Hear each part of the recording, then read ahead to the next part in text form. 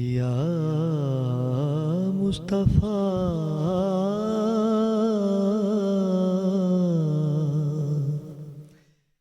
या मुस्तफ़ा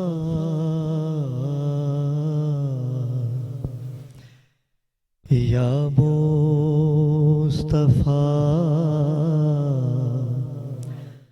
अता हो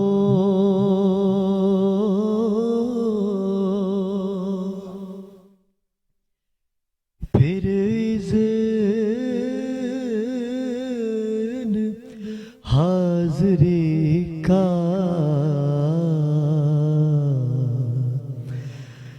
कर लो नज़ारा आकर मैं फिर आपकी गली का या मुस्तफ़ा अता हो।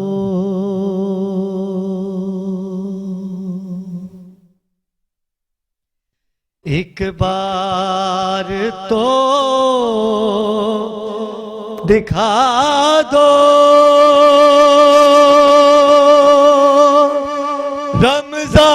रमजान में मदीना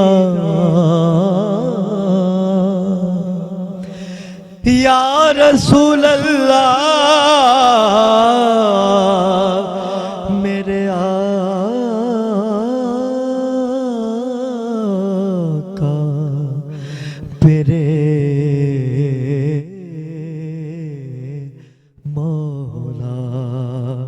एक बार तो दिखा दो रमजान में मदीना बेशक बना लो आका आका आका बेशक बना लो आका। मेहमान दो घड़ी का या मुस्तफ़ा अता हो फिर इज़्न हाज़री का।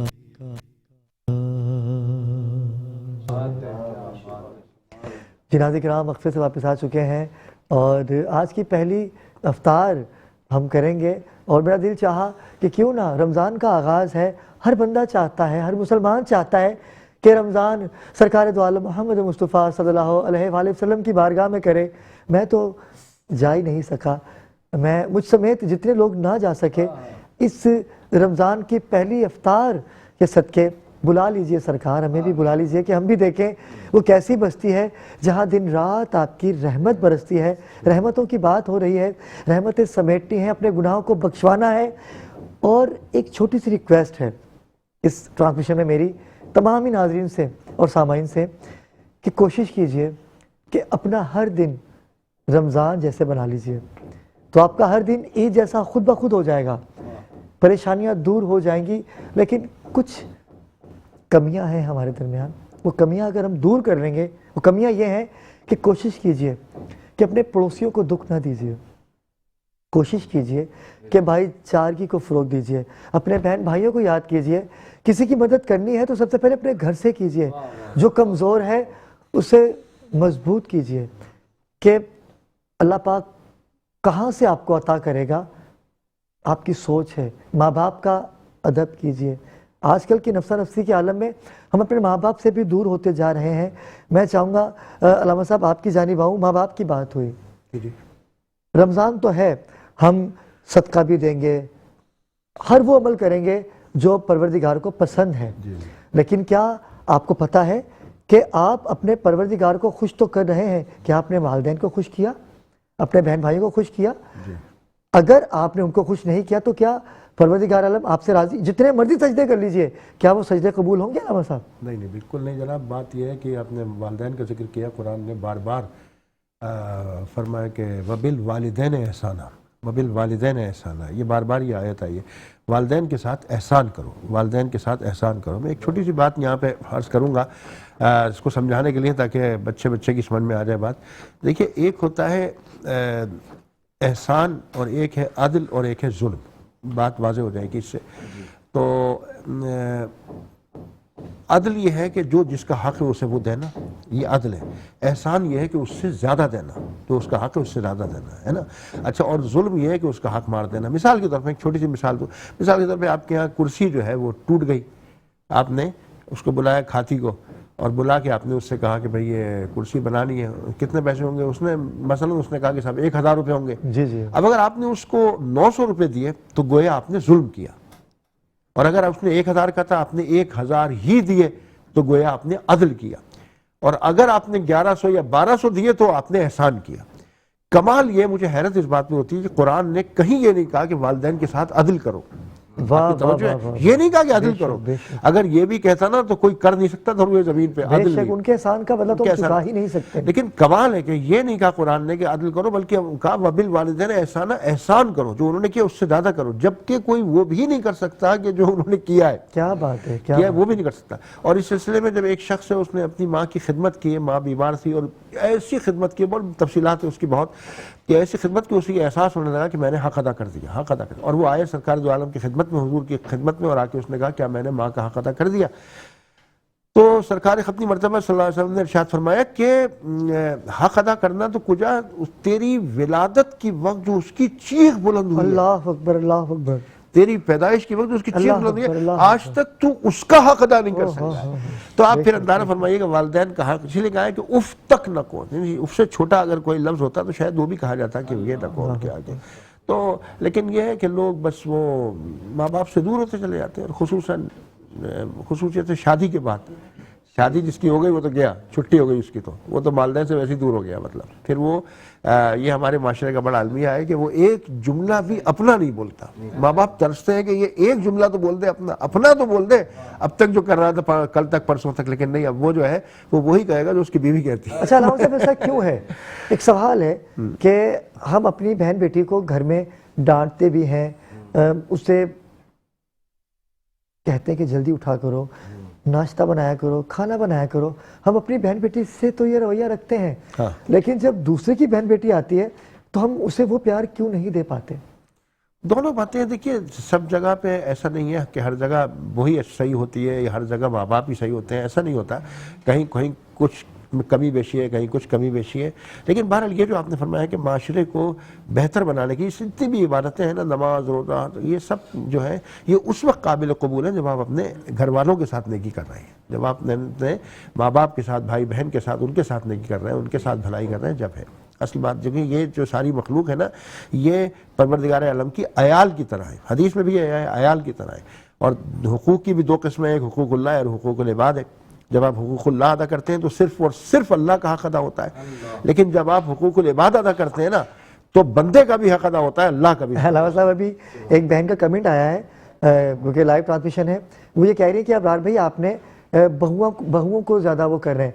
ऐसा नहीं है, बहू बेटी हमारा बनाया गया रिश्ता है। हाँ, ये कुछ नहीं, बहू बनने से पहले बेटी होती है। वाह वाह, क्या बात। ठीक है, अगर हम ये सोच लें कि बेटी फिर बहू, बीवी, फिर माँ, हाँ हाँ, क्या बात। माँ का जो कोई नैमुल मयार बदल है, ही नहीं है, नैमुल बदल ही नहीं है उसका, तो है ही कुछ है नहीं। लेकिन माँ से पहले वो किसी की बेटी है, हाँ, बहन है।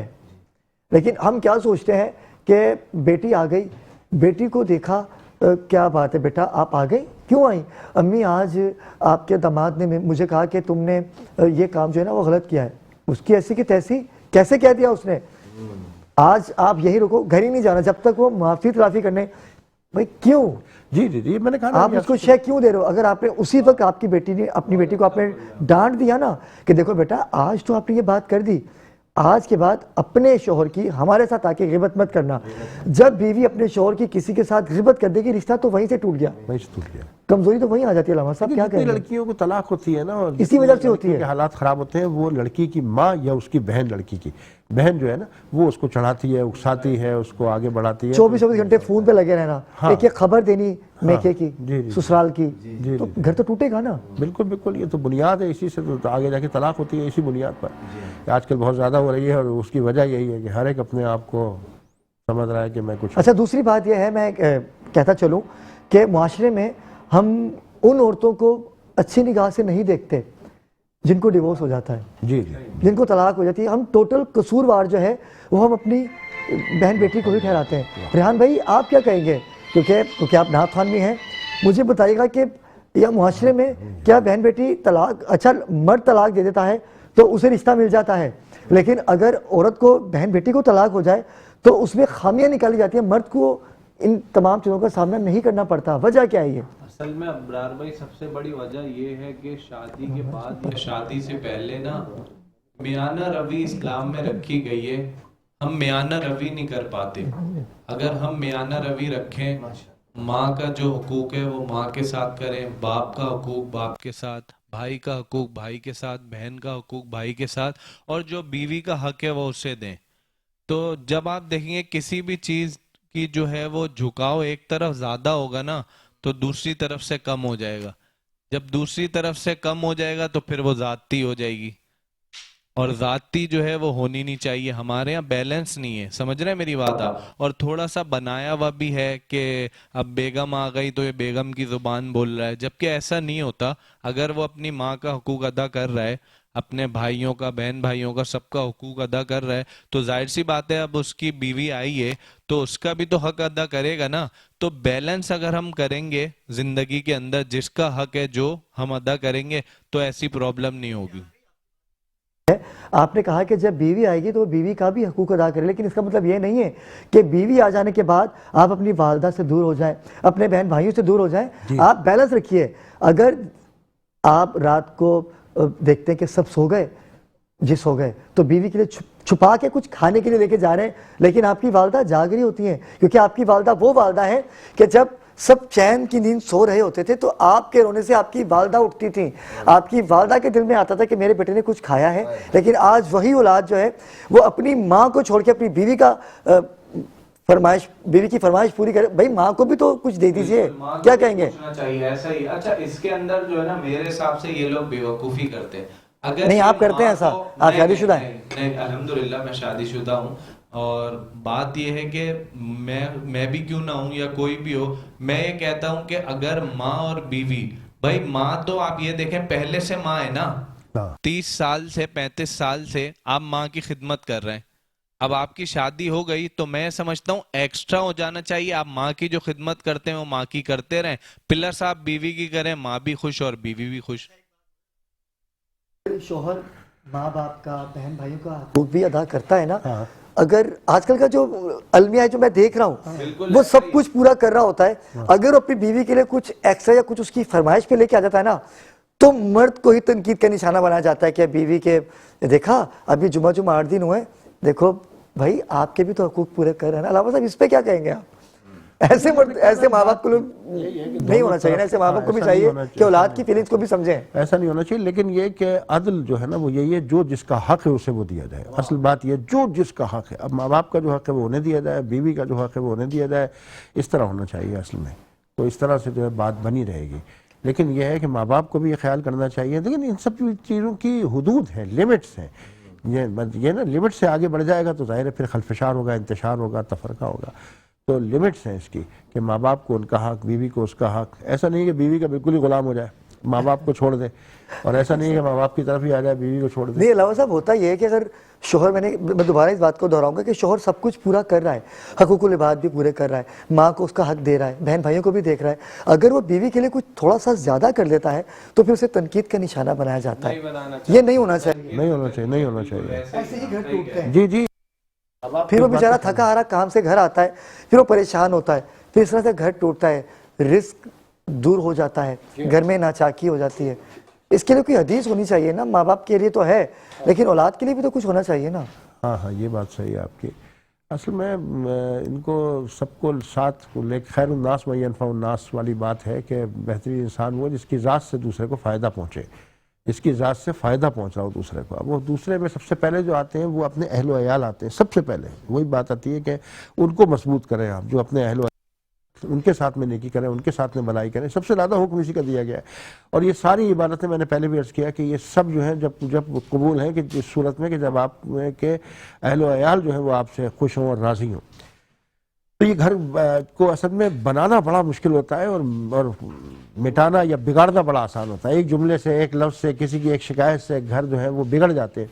लिहाजा पहले दौर में जो बड़ी बुढ़ियाँ होती थी, जो लोग होते थे, जो औरतें होती थी, वो पूरी कुनबे को मिला के रखती थी। भले कोई ज्यादती कर रहा है, कोई कमी कर रहा है, कुछ कर रहा है, लेकिन सबको एक साथ लेके चलते थे। लिहाजा ये है कि घर बनाने की बात करनी चाहिए। यही फोन की वजह से जो है ना सारी टूट रहे हैं। एक एक चीज, अच्छा सारी मुसीबत आपस में नंदे स्टेटस लगा रही होती हैं, ऐसे ऐसे तनकीद का निशाना बना रहा होता है। ये मैं ऐसा टॉपिक जो करेक्ट है। अच्छा होता क्या है कि मोबाइल फ़ोन में मैं बराह रास्त मैं आपसे बात नहीं कर सकूंगा ना, तो मैंने वो कमेंट के जरिए आपको तनकीद का निशाना बनाना है। अच्छा फिर उन्होंने उसका जवाब देना है, फिर वहां से बात बढ़ते बढ़ते बढ़ते बढ़ते आगे तो चलिए। कुछ कहना चाह रहे थे आप क्या कहना चाहेंगे? कि मर्द को चाहिए कि कंट्रोल में रखे। जी जी। जब मर्द का कंट्रोल होगा ना तमाम रिश्तों पे, तो रिश्ते कभी भी बुराई की तरफ नहीं जाएंगे। आजकल लोगों ने एक दूसरे को जलाने के लिए एक ये बहुत अच्छा फॉर्मूला निकाला हुआ है कि स्टेटस लगा देते हैं और वो इंतजार करते हैं कि उसने सीन किया या नहीं किया।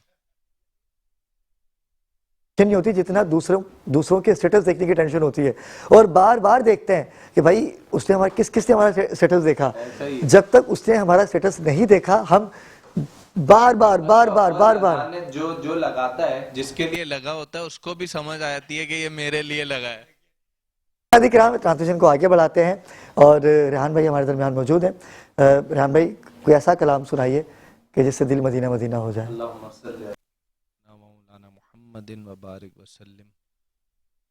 तुम्हारे आस्ताने से ज़माना क्या नहीं पाता, कोई भी दर से खाली मांगने वाला नहीं जाता।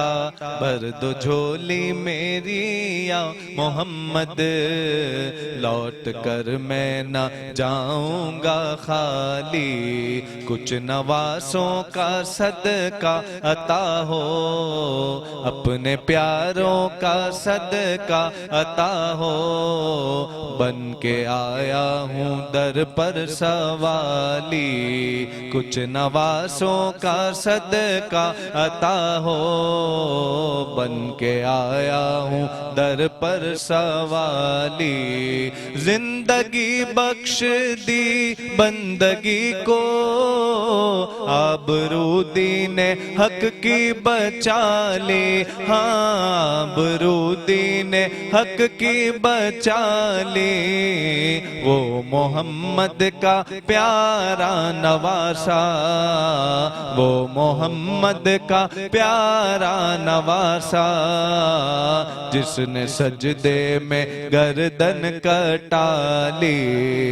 भर दो झोली मेरी या मोहम्मद, लौट कर मैं ना आली। जो इब्ने मुर्तजा ने किया काम खूब है, कुर्बानी हुसैन का अंजाम खूब है। कुर्बान हो के फातिमा ज़हरा के चैन ने, कुर्बान हो के फातिमा ज़हरा के चैन ने, कुर्बान हो के फातिमा ज़हरा के चान ने।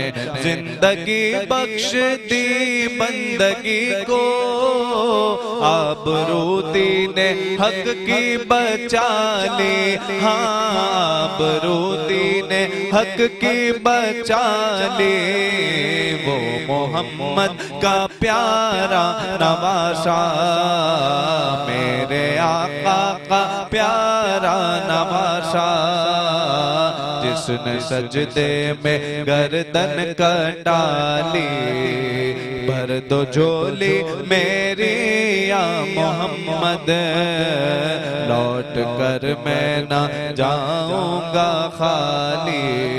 हश्र में उनको देखेंगे जिस दम, उम्मती ये कहेंगे खुशी से, हाँ उम्मती ये कहेंगे खुशी से। आ रहे हैं वो देखो मोहम्मद, आ रहे हैं वो देखो मोहम्मद, जिनके कांधे पे कमली है काली। आ रहे हैं वो देखो मोहम्मद, जिनकी है शान सबसे निराली। भर दो झोली मेरी सरकारे मदीना, लौट कर मैं ना जाऊंगा खाली। हक से पाई वो शाने करीमी, मरहबा दोनों आलम के वाले, हाँ मरहबा दोनों आलम के वाले।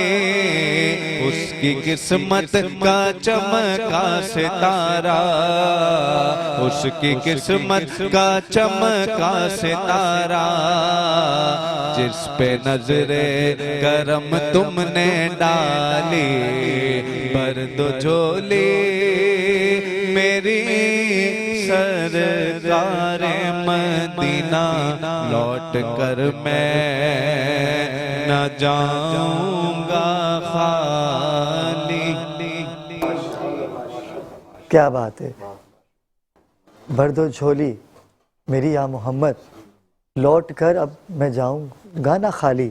और ये तो अता करने वाले हैं, यहाँ तो कमी है ही नहीं। मैं चाहूँगा कारी महमूद आप भी बारगाह रिसालत बाब में गुलहाय की इज़्ज़त पेश करने की सादत हासिल कीजिए। इसी तसल्सल को बरकरार रखिएगा। बिस्मिल्लाह।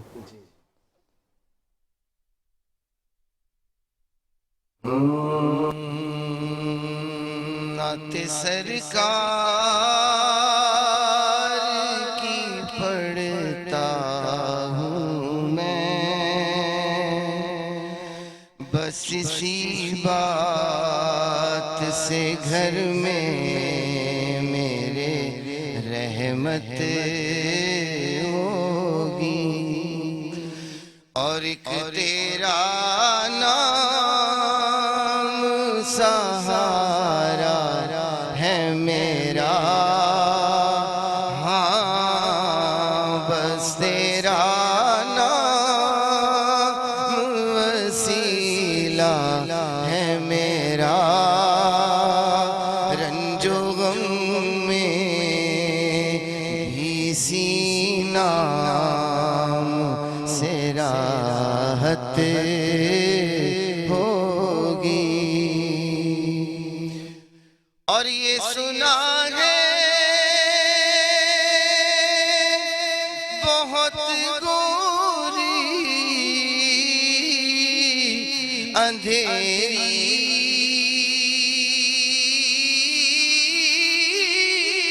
होगी।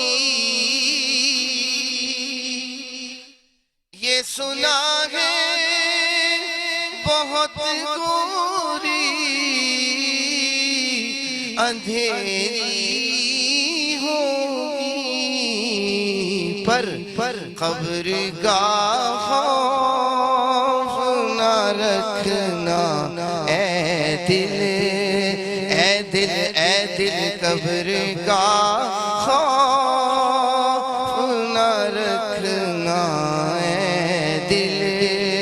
वहाँ सरकार के चेहरे की ज़ियारत होगी।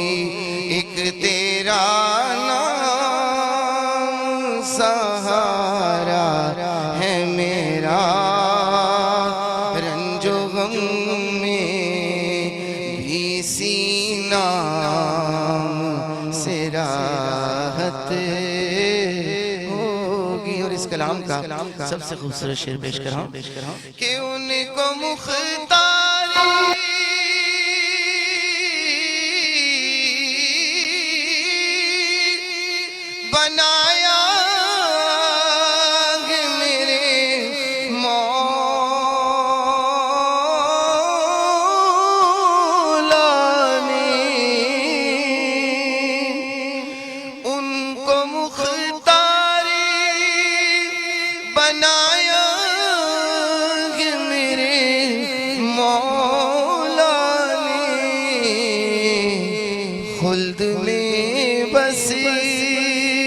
वो ही जा सकता है जिसको हसनैन के बाबा की इजाजत होगी और कभी ईमान मुकम्मल होगा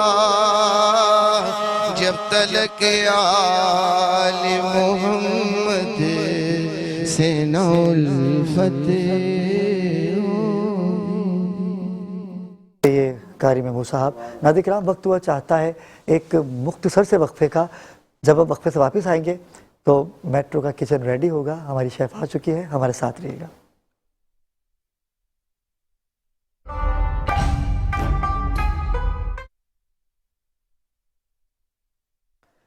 जी नाज़रीन किराम, वक्फे से वापस आ चुके हैं और बेसब्री से जिस सेगमेंट का आपको रमज़ान मुबारक में इंतज़ार हुआ करता है, मेट्रो वन का हमेशा खासा रहा है कि इन्होंने हमेशा कुछ मुनफरिद ही किया है। आज शेफ़ फरजाना हमारे साथ दरमियान मौजूद है। अस्सलाम वालेकुम फरजाना, कैसे मिजाज है आपके? मैं ठीक, रमज़ान मुबारक। आपको भी बहुत बहुत मुबारकबाद। फरजाना, रोज़ाना की बुनियाद पर आप तो मज़े मज़े के लजीज खाने तो बनाती हैं, लेकिन आज क्योंकि पहली अफ्तारी है तो बड़ा मुश्किल होता है डिसाइड करना कि पहली अफ्तारी में ऐसा क्या बनाया जाए कि जिसे लोग पसंद करें और अपने घरों पे उसे बनाएं और तनावुल करें। आज क्या बना रही हैं सर हमारे नाज़रीन के लिए? अच्छा, पहले रोजे में ये होता है कि सबको सबसे ज्यादा पकौड़ों का ही शौक होता है रमजान में के, क्योंकि पूरे साल तो खाते नहीं है और इतना ज्यादा एहतमाम होता नहीं है, तो कोशिश करते हैं कि फर्स्ट रमजान में जो है वो डिफरेंट टाइप्स के जो है वो पकौड़े बनाए जाएं। तो आज मैंने सोचा कि मैं भी आज पकौड़े बनाती हूँ, और क्योंकि एनर्जी लेवल डाउन हो जाता है इफ्तार के टाइम, तो हमने सोचा कि हम एक आपको बड़ा ज़बरदस्त सा शेक बनाना सिखाएंगे जो है एप्पल एंड डेट्स का शेक, यानी बिल्कुल सेब और खजूर का शेक। आप बनाइए और मैं चाहूँगा कि मैं आपके पास आऊँ और आपसे जी। देखूँ, आपको मैं भी सीखूँ,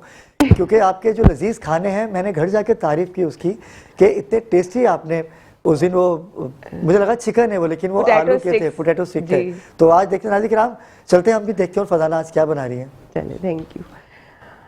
अच्छा जी, हम बना रहे हैं आज आलू और प्याज के क्रिस्पी पकौड़े। और आलू और प्याज के क्रिस्पी पकौड़े सबके घरों में बनते हैं, लेकिन मैं जो आज बना रही हूँ थोड़े डिफरेंट स्टाइल में। आपको यहाँ आलू नज़र आ रहे होंगे कटे हुए बिल्कुल बारीक, और आपको ऐसा लग रहा होगा कि ये अदरक है, लेकिन ये अदरक नहीं है, ये आलू है। इनको हमने बिल्कुल थिनली इस तरह जूलियन कट कर लिया था। 3 अदद आलू थे, 3 अदद प्याज ही हैं मेरे पास। प्याज को भी मैं इसी तरह स्लाइस कर लूँगी। और जो मेरे देखने वाले हैं मेरा शो, उन सबको मेरी तरफ से बहुत बहुत रमज़ान मुबारक हो, ठीक है जी। और यहाँ पे हम प्याज कट कर रहे हैं, स्लाइस कर रहे हैं। 3 आलू लिए थे मैंने, जिनको मैंने जूलियन कट कर लिया था, और प्याज को भी मैं इसी तरह, कोशिश कीजिए जितनी बारीक हो सके उतनी बारीक जो है वो आप प्याज को कट करें। साथ साथ बेसन का इस्तेमाल होगा। अच्छा, बहुत सारे घरों में क्या होता है कि शोर मचना शुरू हो जाता है कि 5 बजे से 6 बजे से जो है 5:30 बजे से के बेसन घोल के रख दें। अम्माएं जो है वो शोर मचाना शुरू कर देती हैं कि बेसन घोल के रख दें, लेकिन आज हम जो है बेसन घोलेंगे नहीं, बल्कि हम ड्राई बेसन जो है वो अपनी जो चीज़ें हैं उसमें ऐड करेंगे, और उसके बाद हम उसको किस तरह फ्राई करेंगे ये मैं आपको दिखाऊंगी, ठीक है। अच्छा, पकोड़े में बेसन तो लाजमी होता है जी, पकोड़े के बगैर बेसन होते ही पकोड़े के हैं जी, और जी। पकोड़े बेसन के होते हैं जी। ऐसा ही है, ठीक है जी। लेकिन आज कुछ मुनफरिद होने वाला है नाज़रीन के जी। लिए। अच्छा, हमारे घर में हम बचपन से जो देखते आ रहे हैं, अक्सर वो अम्माएं हमारी शोर मचा देती ना कि बेसन घोल के रखो, बेसन घोल के रखो पहले से, और ये वो। लेकिन अब जो है इतना चेंजेस आ गई हैं खाने में भी कि नई नई तरह से चीज़ें बन रही, वही चीज़ें होती हैं लेकिन थोड़ा सा उसमें फ्यूजन आ जाता है। वो इस तरह से कि अब मैं, जैसे मैंने ड्राई बेसन रखा हुआ है, तो मैं बेसन को डिज़ोल्व नहीं करूँगी, बल्कि जो हम ये आलू और प्याज हमने काटा है इसी में ही हम ड्राई बेसन ऐड करेंगे, सारे इंग्रेडिएंट्स ऐड करेंगे, और इसी को ही हाथ से हम अच्छा करेंगे कि ये आप देखिएगा कि बिल्कुल उस बेसन इस पे चिपक जाएगा, आपको पता भी नहीं चलेगा कि आपने ड्राई बेसन ऐड किया था इसमें। लेकिन फरजाना, बड़ा दिमाग है आपका कि रोज़ाना की बुनियाद पर नई नई चीज़ें लेके आना, खाने पकाने की नई नई चीज़ें लेके आना, सब कुछ करना, ये एक बड़ा जी मुश्किल काम होता है। आप इसको कैसे मैनेज करती हैं? ये बड़ा मुश्किल काम है। मैं तो बड़ा आपसे इस बात को लेकर बड़ा मुतासिर हूँ आपसे मैं। अब बस जिसकी फील्ड होती है ना फिर वो उसी चीज ऐसा ही है, में तलाश करते हैं ना कि आज मैंने ये बनाना है, हमने आज अपने नाज़रीन को ये सिखाना है, ये बताना है, बड़ा मुश्किल होता है ये जी मैनेज करना। जी। और फिर उसी रेसिपी को आप किस तरह दूसरी तरह बना सकते बिल्कुल हैं, ऐसा ही है। किस तरह कर सकते हैं, तो ये भी एक आर्ट है। बिल्कुल, ये इसीलिए तो शेफ़ फरजाना है आप, और इसीलिए तो मेट्रो वन की आप बेहतरीन शेफ़ हैं कि दुनिया में आपका नाम है। और हमारे लिए तो बड़े सादत की बात है कि मेट्रो वन पे आप मेरे लिए बड़ी खुशी की बात है कि मैं फर्स्ट टाइम जो है वो आपके साथ बिल्कुल ऐसा ही रमजान है, करी। उससे बिल्कुल पहले ऐसा भी ही मैंने रमजान किए हैं, लेकिन आपके साथ जो है वो फर्स्ट टाइम। कैसा लग रहा है आपको? बहुत अच्छा, ये रमजान कैसा लग रहा है बहुत अच्छा, क्योंकि मेरी कल भी आपसे मुलाकात हुई थी, बिल्कुल तो ऐसा ही है। बहुत अच्छा लगा आपसे मिलके। और इंशाल्लाह पूरा रमजान हमारा जो है साथ रहेगा, और इंशाल्लाह, आपको इंशाल्लाह। जो है वो मजे मजे के मैं खाने यहाँ पे ट्राई कराऊंगी। बिल्कुल ऐसा ही है, बिल्कुल आप ऐसा ही है। इफ्तार में आप ट्राई कीजिएगा, नेक्स्ट डे फिर मैं पूछूंगी आपसे। बिल्कुल ऐसा ही है। कि अच्छा, आपको ये कैसा- सेब और खजूरें जो हैं ये भी इनमें ऐड होंगी? नहीं, ये तो हम शेक बनाएंगे इसका। अच्छा, उसका शेक बनेगा। जी, जी, जी, ठीक है जी, बताइए नाज़रीन। अच्छा, अब मैं इसमें ऐड कर रही हूँ नमक। नमक जो है इसमें जाएगा 1 टीस्पून। साथ साथ हम इसमें ऐड करेंगे पिसी हुई लाल मिर्चें 1 टीस्पून, ये चली जाएंगी इसमें। साथ साथ मैं इसमें ऐड करूँगी 1/2 टीस्पून हल्दी पाउडर, और मैं इसमें ऐड करूँगी अजवाइन। अच्छा, अजवाइन डालने का क्या मकसद है, वो ये है कि हम इस वजह से डालते हैं अजवाइन के, आपको पता है बेसन और ये सारी चीज़ें ऑयली जब हम पकौड़े खा रहे होते हैं तो ये बादी हो जाती हैं, पेट ये बहुत अच्छी फूल चीज़ जाता है, पेट में गैसेस होती हैं। तो अजवाइन जो है ये आपका जो मैदा है उसको सही रखता है और आपको डाइजेस्ट करने में जो है वो हेल्प करता है। ये बहुत अच्छी बात आपने कही, क्योंकि हम अफ्तारी के टाइम पे खाने पे टूट पड़ते हैं। बिल्कुल। हमें अपनी सेहत का भी ख्याल रखना है कि 30 रमज़ान है और 30 रोज़े रखने हैं। जब आप अपनी सेहत का ख्याल रखेंगे और ऐसी ऐसी चीज़ें हमारी शेफ़ जो आपको बताएंगे कि ये चीज़ अगर पकौड़ों में डलेगी तो इससे आपका मैदा साफ रहेगा। बिल्कुल जी। अच्छा, अब हमने सारी चीज़ें इसमें डाल दी। इसमें हरा धनिया चला गया, हरी मिर्चें चली गई, अजवाइन चला गया, कुटा हुआ मैंने इसमें धनिया ऐड किया था, ज़ीरा चला गया, इसके अलावा पिसी हुई लाल मिर्च इसमें चली गई है, नमक इसमें चला गया, हल्दी पाउडर चला गया, तमाम चीज़ें इसमें चली गई। अब मैं इसको बड़े बोल में जो है वो शिफ्ट कर दूंगी, और इसमें हम शामिल करेंगे जो हमारे पास बेसन है। बेसन आपने शामिल करना है और आपने हाथ से ही इसको मिक्स करना है। इसमें आपको कोई भी पानी वानी डालने की ज़रूरत नहीं है, ठीक है। लेकिन आलू आपने बहुत खूबसूरत काटे हैं, बड़े जी। बारीक से, जी। बड़े अच्छे लग रहे हैं मुझे। ये जब भी तो एक क्रिस्पी नई चीज़ है। बनेंगे ये। बहुत टेस्टी होगा ये, लग रहा है मुझे। जी क्योंकि अभी जो अंदाज है इनका, जो आलू का स्टाइल है आपका, लेकिन अमूमन देखा गया पकोड़े बड़े आलू के साथ बनते हैं। जी, जी। लेकिन ये बहुत अलग चीज़ है आप जो बना रही हैं, नज़र आ रहा है। और अच्छा, पकौड़े ऐसी चीज़ें जो मुझे ऐसा लगता है कि इफ्तार से 10 मिनट पहले अगर फ्राई करके खाएं हम इफ्तार के टाइम पे, तो वो ज़्यादा मज़े के लगते हैं। इसको हमने अच्छा सा मिक्स कर लिया। अच्छा, फ्लेम मैं भी थोड़ी देर में ऑन करती हूँ। शेक जो हम बना रहे हैं उसके लिए कुछ भी आपको नहीं चाहिए, बहुत आसान सा शेक है। इसके लिए आपको सेब चाहिए, अगर बड़ा सेब है तो आपने 1 ले लेना है। 6 खजूरें हैं मेरे पास। इसके अलावा हम इसमें दूध का इस्तेमाल करेंगे। अगर स्मूदी बनाना चाहते हैं तो आपने क्या करना है, आपने इसमें थोड़ा सा दही ऐड कर लेना है, अगर वो स्मूदी बन जाएगी आपकी, अगर दही और क्रीम आप उसमें ऐड करेंगे, ठीक है। देखिए, आपके जो पकौड़ों का स्टाइल है ना, यकीन करें मुझे पकौड़े पसंद बिल्कुल नहीं है। अच्छा। लेकिन मुझे लग रहा है कि आज के जो पकौड़े आप बना रही हैं हमारे नाज़रीन को तो पसंद आएंगे। ये ऐसी रेसिपी है कि मैं घर पे भी इसको ट्राई करूँगा। ज़रूर। आप इसको नोट कर लीजिए, क्योंकि मैं बहुत कम पकौड़े खाता हूँ, लेकिन आपके जो बनाने का अंदाज़ है लाजवाब है। तो बनेंगे कैसे, मैं तो ये परेशान हुआ हूँ। जैसे आपने चिकन को मौत दे दी पोटैटो स्टिक बना के ना, चिकन से दूर हो गया मैं। इतनी खूबसूरत खटास मिठास थी उसमें कि मज़ा आ गया था। ये इन पकौड़ों का टेस्ट भी कुछ ऐसा ही होगा, ये थोड़ा डिफरेंट होगा। ये टेस्ट में भी फ़र्क होगा, और दूसरा ये कि हम अक्सर जो पकौड़े खाते हैं, आपने देखा होगा, सॉगी हो जाते हैं थोड़ी देर बाद ना, वो सॉफ्ट से हो जाते हैं, वो मज़ा नहीं आता जब हम खा रहे होते हैं।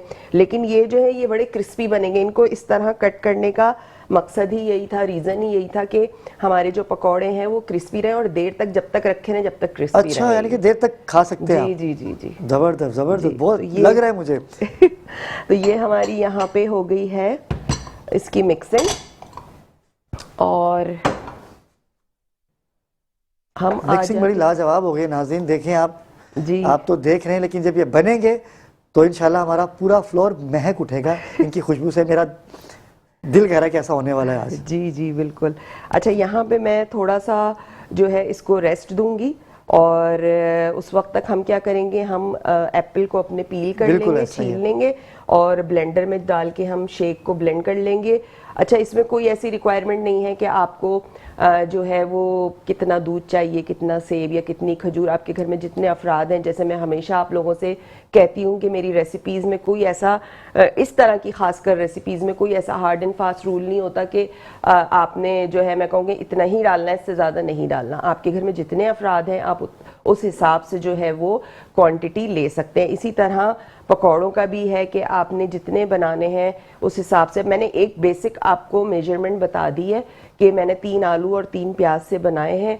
आप अगर ज़्यादा लेना चाहते हैं तो आप ज़्यादा भी ले सकते हैं। उसी हिसाब से आप उसमें हरी मिर्चें ऐड कर दें, जितने आपके घर में स्पाइसी खाना खाया जाता है उस हिसाब से आप इसमें चिलीज़ ऐड कीजिएगा। इसी तरह पिसी हुई लाल मिर्च भी आपने उसी तरह ऐड करनी है। साथ साथ नमक अपने टेस्ट के हिसाब से, मैंने 1 टीस्पून डाला है, आप अपने टेस्ट के हिसाब से इसमें शामिल कर सकते हैं। ठीक है। अच्छा, अब नाज़रीन ये भी बताइए कि जो हमने अपनी अफ्तार ट्रांसमिशन में जो ये थोड़े से आलू हैं, जी जी। लेकिन कुछ लोग होते हैं कि जिनकी यहाँ पार्टी होती है, अफ्तार पार्टीज भी होंगी, तो वो कितने आलू कितने लोग खा सकते हैं, ये भी थोड़ा सा अगर क्वांटिटी पता चल अच्छा, जाए। इसमें जो है जो मैंने ये क्वांटिटी ली है इसमें तकरीबन 4 लोग आराम से, 4 से 5 लोग आराम 4 से लोग खा सकते लेंगे। हैं हाँ। जी जी। अब देखिए खाने वाले पे भी तो डिपेंड करता है टेस्ट ना। अगर अच्छा हो तो वो 2 लोग भी खा किसी जाएंगे। की किसी की खुराक ज्यादा होती ऐसा ही है, है, अब बिल्कुल ऐसा इसकी ही कोई है। गारंटी नहीं है कि कितना बाज़ दफा कम यानी भी बनने पड़ के जाए। बाद तो ये इजाफा भी होगा ना वो इनमें, ज्यादा भी हो क्योंकि अभी तो जाता है। ये सिमटे में, लेकिन जब ये बनेंगे तो अपना पूरा क्योंकि जब माहौल आप के बताएंगे। टेबल पे गरम गरम आ रहे होते हाय, हैं हाय, हाय, और उस मजा वक्त आ आपका जाएगा। हाथ नहीं रुकता, फिर आप बिल्कुल ऐसा खाते ही। रहते हैं और आपको पता भी नहीं और चलता अगर कि अफ्तार हो, सुबह से आपने रोज़ा रखा हो, तो अफ्तार ट्रांसमिशन में आके तो फिर तो आप फिर बिल्कुल बिल्कुल। अच्छा जी, यहाँ पे जो है वो इसको हमने जो है मिक्स कर दिया है और मसालों को मैं करूँगी साइड पे और मैं टिश्यू ले लूँगी, थोड़ा सा अपने हाथ साफ करूँगी ताकि हम जो है वो अपनी आगे की रेसिपी बना सकें। ब्रेक तो नहीं हमारे पास? नहीं, मैं अगर ब्रेक होगा तो बता दीजिएगा, क्योंकि हम दोनों मगन हो चुके हैं रेसिपी के अंदर। जैसे ही ब्रेक आए तो बता दीजिएगा, हम फौरन। जी जी जी जी। अलामा साहब, क्योंकि हमारी शेफ़ जो हैं वो तो बड़े खूबसूरत, उन्होंने आज पकोड़ों की रेसिपी बता रही और बड़े बारीक से पकोड़े हैं। आप अलामा साहब, घर में आप क्या भी अफ्तारी होती है तो हमारी भाभी क्या ऐसी चीज़ बनाती है जो आपको बड़ी पसंद होती है अफ्तारी में, ख़ासतौर पे पहली अफ्तार में?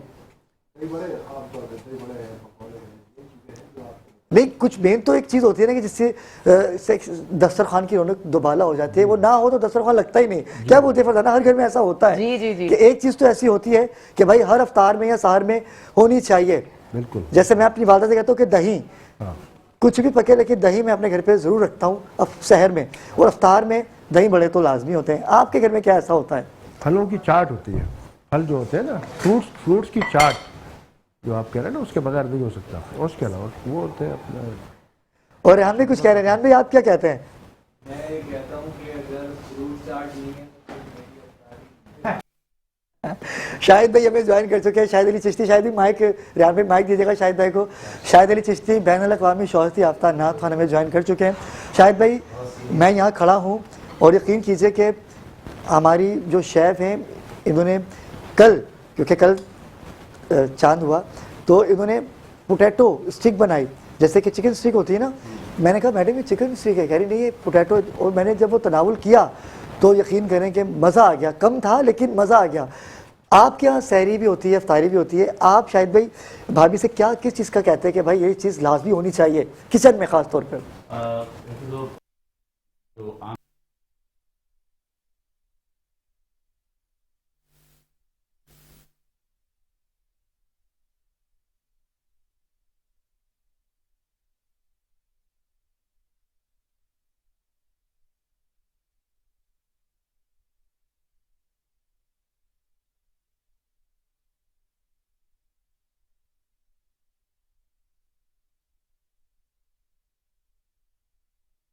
खाना बना होता है या स्पेशल कुछ बनता है, कबाब, शामी कबाब हो गए, और उसके अलावा हाँ, तो उसके अलावा फिर लस्सी होती है और क्या कहते हैं अपना, हाँ लस्सी तो लाजमी। अच्छा फरजाना, मैं आपकी तरफ आऊँगा, मुझे बताइएगा नाज़रीन को कि जो सहरी में पराठे का इस्तेमाल करते हैं तो इससे कोई मसला तो नहीं होता पेट में या कुछ ऐसा? देखिए, जिनको आदत है, जो यूज टू है, उनको तो कोई मसला नहीं होता, लेकिन जो शौक में खाते हैं कि नहीं अब कि हम पराठा खाएंगे, पराठे के साथ दही का इस्तेमाल हाँ, सही दही है? तो बहुत ज्यादा अच्छा है। अच्छा है दही तो पराठे के बहुत साथ अच्छा खाना। है। जी, दही और बहुत- चावल जो, क्योंकि हमने तो कल सहरी में चावल खाए, जी जी। हमने तो बिरयानी खाई, अच्छा। लेकिन क्या कहती हैं आपके बिरयानी खानी चाहिए क्योंकि भूख का भी इसमें कहते हैं कि ज़्यादा लगता है भूख। मेरे ख्याल से अगर आप ज्यादा दही का इस्तेमाल करें, कच्ची लस्सी जो होती है, हाँ। उससे प्यास नहीं लगती है, उसका इस्तेमाल करें, और उसके बजाय पराठे के बजाय अगर आप रोटी का इस्तेमाल करें तो ज़्यादा वो बेहतर है। ज़्यादा बेहतर है। नाज़रीन किराम, शेफ़ मज़े मज़े के खाने तो हमें बताती ही रहती हैं, लेकिन आज जो रेसिपी लेके आई हैं बहुत मज़ा आने वाला है। अफ्तार में हम यहाँ अपने फ्लोर पे तनावुल करेंगे, आप अपने घर पे ट्राई कीजिएगा, लेकिन वक्त हुआ चाहता है एक मुख्तसर से वक्फे का, कहीं जाइएगा मत, हमारे साथ रहिएगा।